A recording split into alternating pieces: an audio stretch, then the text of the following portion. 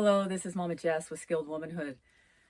Today I'm going to be sowing more seeds for the summer harvest. So I always try to sow more seeds than I need because I know bunnies, turkeys, gophers, deer, pill bugs, birds, like there's a whole animal kingdom that will get to your plants. So it's important to have a lot of plants. So just know that a portion of them will go to the animal kingdom. So I thought I planted enough, but as much as I trap gophers almost every other day, they're still getting my plants, and it's tragic. So I'm going to be sowing more seeds, hoping that I'm still within that window that'll allow them to have a long enough growing season where they can actually bear fruit.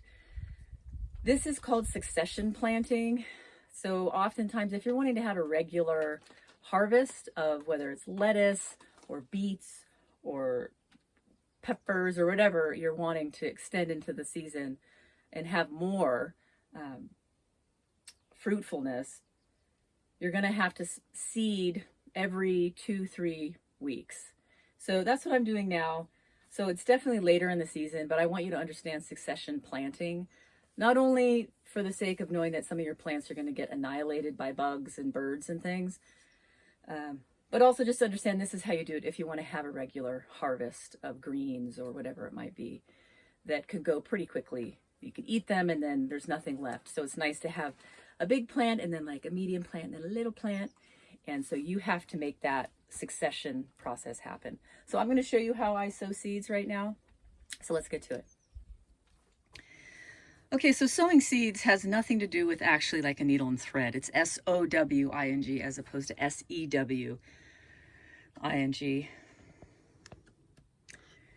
And I'm going to show you what I've learned from two extraordinary organic market farmers, okay?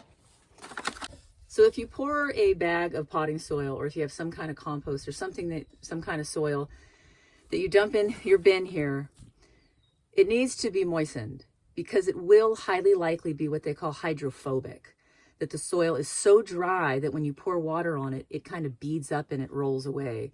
So you have to actively pour water on your soil that is dry, and you need to work it in, okay? And you'll feel it. You'll feel when the soil is finally holding moisture.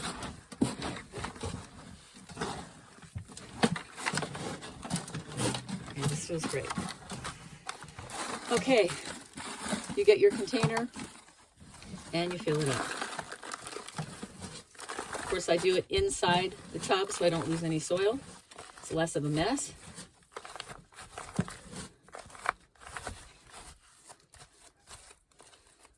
You want to get any big chunks that might be in the way. I'm not packing it so hard, but I am packing it enough that I know there won't be a lot of air, because as the roots grow, you don't want the roots to be exposed to any air underneath because it'll dry them out. They need to have a nice contact with the soil. So I'm going to start with a larger squash seed. They're much easier to see and much easier to sow. So I'm going to just do a light little indentation here.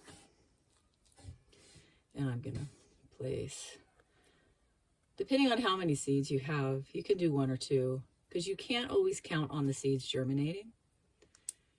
And if 1 comes up, great. If 2 come up, then you can snip away the one that looks weaker that you don't want.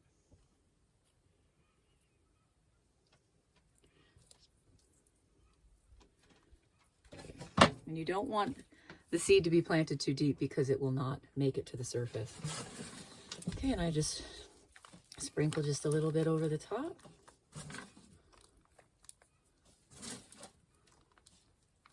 And compact it down. Okay, so that's a squash. I'll move on to the jalapenos. A very low germination rate on the jalapeno seed packet that I bought. So I'm going to try to use the seeds that I dried last season and see if they work better.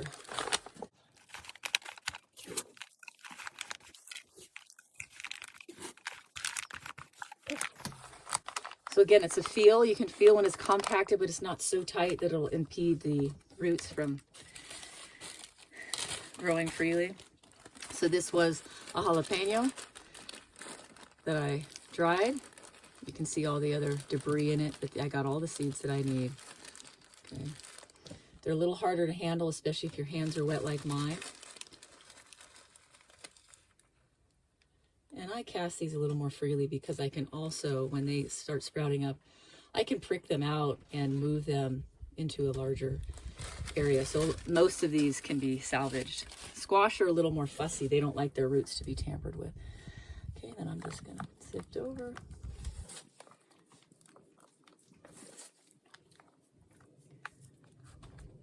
Depending on the size of the seed. So because these are so small, you're not going to plant them as deep as a squash or a pea or a bean that have a larger seed. Just want to make sure they're covered. And you might notice when you go to water them, the water will cause a disruption and the seeds will rise to the surface again. And that's okay. Just try to push them underneath. Okay, then I sow here water. And you can see how I've turned my nozzle up. This creates a force that causes the water to be more lightly cascading than if I did it this way. Okay, so if you have a water canister that can do this, this is nice.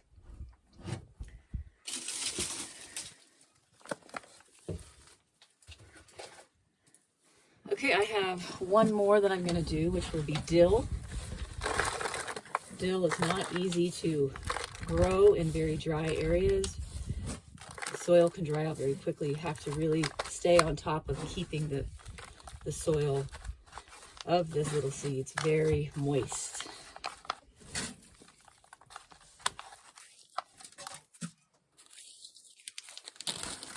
And again, I'm going to sow them very heavily.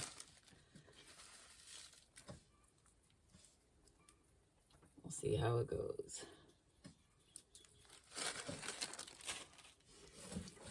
They're similar to carrot.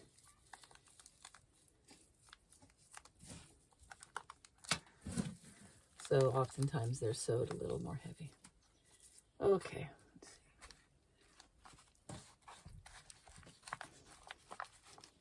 And I don't mind if some are poking up too much. I sowed enough. This is so sopping wet now that I'm not going to water it anymore. I'm gonna let it be. Then you can take, I use these little strips that oftentimes come out of the wood workshop when you are running wood through a table saw. They leave these little lean sticks. So I use these. I mark what it is. I'll say dill. You can cut up a yogurt container. You can buy popsicle sticks. Just anything you can write on and it'll be visible. So that's everything. You got to keep this very moist. You cannot ignore seeds. They're very, very temperamental. They need the proper temperature and moisture continuously.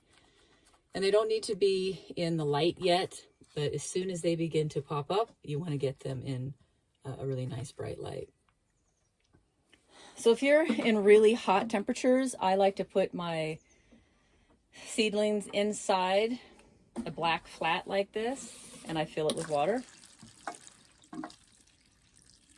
because it's going to start, being about 100 degrees, and the water evaporates very quickly. So if I can keep the seedlings moist by letting them sit in water, that will allow them to constantly uptake the moisture they need.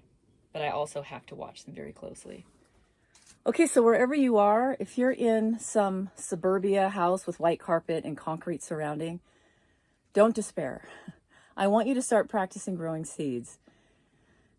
So you can go down to a nursery, get a pot, like a plant nursery, get a pot, fill it with soil, and begin to practice growing whatever seeds you would like to grow. And you will get to experience the miracle of life and how it works. All right, so everything that I'm trying to do, I want to get you away from these computer screens.